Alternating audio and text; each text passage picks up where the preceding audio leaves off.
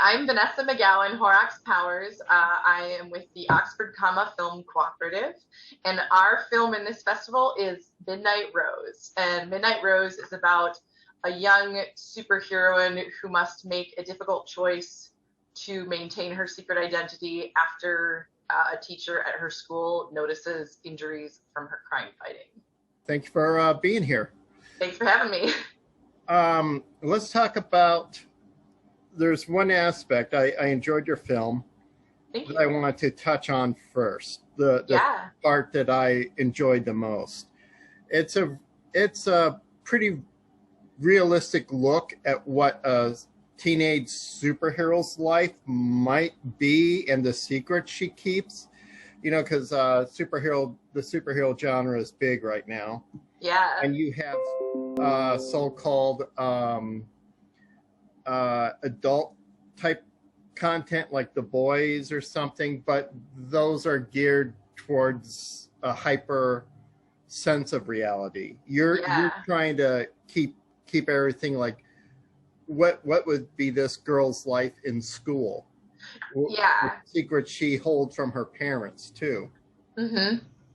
Yeah, well, that was sort of the whole premise of the project is, you know, after some of the sort of gritty realism superhero movies coming out, you know, specifically like, you know, Christopher Nolan and what he did with Batman, I was really interested in taking this sort of teenage angle of it, of like, now we've seen what like a rich white billionaire would go through, what would like a teenage girl go through if you kept everything kind of in this realistic world, like you're saying.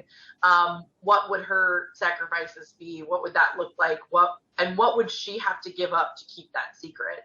And that was really the main thing that we wanted to explore in the film, and kind of do this gritty realist spin, but almost on this like magical girl genre of superhero. So that was sort of the real focus going into it. So I'm glad you liked that aspect of it. That was the really fun. I mean, besides all the stuff that's obviously fun about it, that was sort of the center of what we wanted to explore. What I like too is well, it's a superhero film, but the superhero stuff is really truncated at the beginning. Yeah. And the rest of it is kind of like fallout. Mm-hmm. With that, I like that approach that you guys did there. Your choices in storytelling. Thank you. Yeah, that the approach to sort of front load, because I think, you know, they always give you all these rules and stuff in film school about like how long you have to get someone's attention and stuff like that. And I love our opening. You know, it's our big fight, and I think it does get the audience's attention so much. But it's really interesting because actually my cinematographer I was working with on the project, he's like, well, why isn't the big fight at the end? And I was like, because it's almost not about that. You know, it's so much about more this other side of it, the other side of the coin. What does her life look like? Because I think that we're very accustomed to what the superhero side of it looks like, you know? Yeah. And so getting to do that part was super fun, you know, getting our little like 5'0" actress fighting our big like 6'6" stuntman, like that was a lot of fun. But I think that I really wanted to front load that as like a hook for the audience to be like, well, what else is going to happen? So that the emotional climax of the story actually had a lot more impact and a lot more value than like the action-packed part. Yeah. The emotional aspect is more important than the superhero fight. Exactly. Now, you don't, I mean, looking at it too, you don't skimp on the superhero fight, which will please people of that genre. Yeah. And, you know, because you got the special effects, you got, you know, a big hulking bad guy that she has to keep down. Now, is this actress who stars in this, is she a newcomer? Yeah, so I also direct musical theater, of all things. I'm the resident director at a community theater in not St. Louis Park. The theater is called St. Matthew in Columbia Heights, Minnesota. And she had been in my production there and was just, you know, really cool, really stood out. And so when we were thinking of this younger character and thinking about who we could cast, she was in that right age range, and being like a dancer, I knew that she'd be able to pick up the fight choreography. And so this was her first film ever. and it was really, really cool to get Yeah, to sort of introduce her to that world. she did a very good job. Thank you. Yeah, she's very talented. She moved to New York like shortly after that and is now doing some cool stuff out there. So yeah, Oh, she's really that's great. good. Yeah. You shot this in Minnesota, We did. Yep. where you're from. Yep. How's the film community there in Minnesota? Supportive?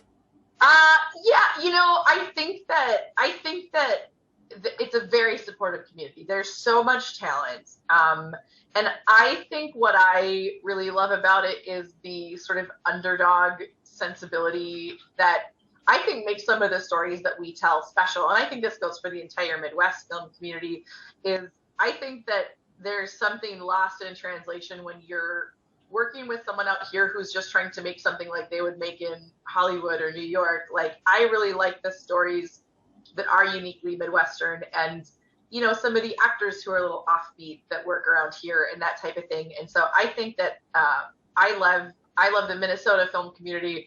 I wish they'd celebrate some of the things that make them unique sometimes rather than sort of trying to become like the next Chicago in terms of like a Midwest scene. I think that we have sort of everything we need to make great work. And I think that there are people in the community that don't always feel that way, which is a bummer.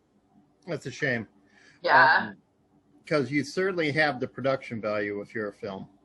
Thank you. I love, yeah, there was another festival that we were in that like what they really latched onto, what we discussed a lot was how much it looks like a comic book. And I really love that because I did the storyboards myself and really drew them out in this really almost like comic book format. So it was one of the first films I think where we had this really strong central vision of what we wanted that production value to be and how we wanted that to look. And one of the first ones I think where then that was the product, like we're at the point in our journey where we can translate that sort of idea into a visual reality. And so this was one of the first films we were able to really do that so completely on. And that was one of the really exciting things about it as well, was just how those visuals came together and are so striking in this way that we had sort of wanted. Cool. So when was this shot? Now, your film was one of the first films submitted to our festival. Yeah. And we had to pause our submission drives briefly because of COVID. So is this film like a couple years old? It was shot in 2019. Yep, it was shot and finished in the spring of 2019. And it sort of went on the film festival circuit at the end of that year, right, going into COVID. So yeah, it's one that like I'm really happy is still getting circulation, and I'm so excited that more people are going to see. But definitely there was a big pause in its film festival journey. Yeah, a big pause in everyone's life. For sure. So how's the film doing in this festival circuit?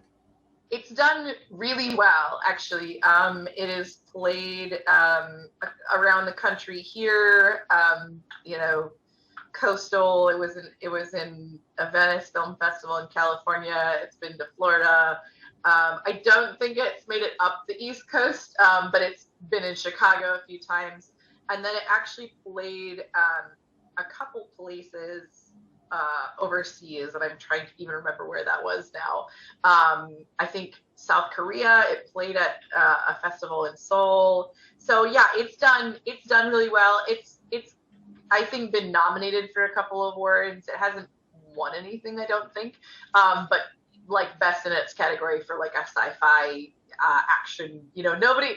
Very few festivals have like a superhero category. Yeah. And I think even when they do, they're looking for something a little more traditional. So I think it's a film that like everybody really likes and nobody quite knows what to do with. But as a result, it's screened a lot of places, which has been really awesome. That's good. Have you thought about maybe, I know some Comic-Cons have film festivals within them too. Have you thought of looking in there? Yeah, those are a couple of the festivals they've gotten into are associated with comic book conventions. Pensacon down in Florida, that was where it played down there. it was in Geek Fest, which goes to a couple around the country, and then it was in our own, like, there's a Midwest Sci-Fi Film Festival associated with Convergence up here. So it's done a couple comic book convention routes, which is good, because I think that that's a place that is going to do really well, and people are definitely looking for both those more classic comic book stories, but also for things a little different like this. So yeah. So, yeah, we've talked about your film being a superhero film, and you said you have experience in musical theater. Yeah. What kind of stuff do you like to do personally? Is this like just sort of like a one-off idea that you had, let's try this, or do you tend to tackle different other themes and genres? Yeah, there's a lot of people who will say I only make sad things, which is not true. I think coming from a theater background, just like high drama speaks to me.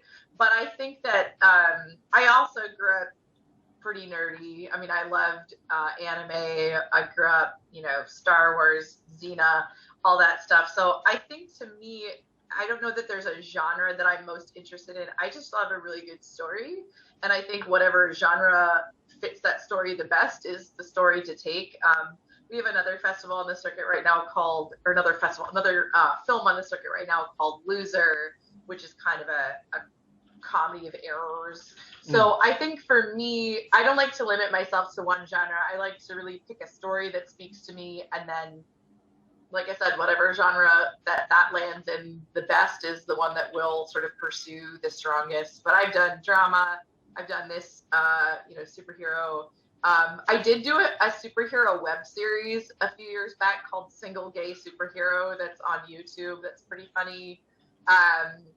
We did an action film this past fall called Unfortunate Necessity, and we're gearing up for a feature-length horror film. So I think for us, it's more like, what's the story? And then also any new project that we're taking on, we set out to try to learn a particular skill with, to try to continue to develop our style and our working as a group and all those things. So I like to bounce around a lot. Are you planning on staying in the Minnesota area, or are you looking to go to on the coast or Chicago or anything like that? I am I love the Midwest. I definitely want to stay here. I think for me, the thing I always say is that my greatest resource are the people I surround myself with. And I have spent a lot of time building up my network here, and I have this really talented group of actors. I have a set of composers that I, reach out to. I have my crew. And so for me, I think about going out to the coast and starting over with that. And that's very unappealing. And like I said, also, I think that there is everything needed here to make great films. And I think that occasionally it can be done cheaper, it can be done better, it can be done different. And I'm really interested in that. And so for me, I'm definitely planning on, if someone was like, here's $100,000, go make a movie in New York, I wouldn't say no. But I'm really interested in trying to continue to grow this community and to show nationwide that this community is worth attention. So I'll be here. Thank you. Thank you so much for doing this.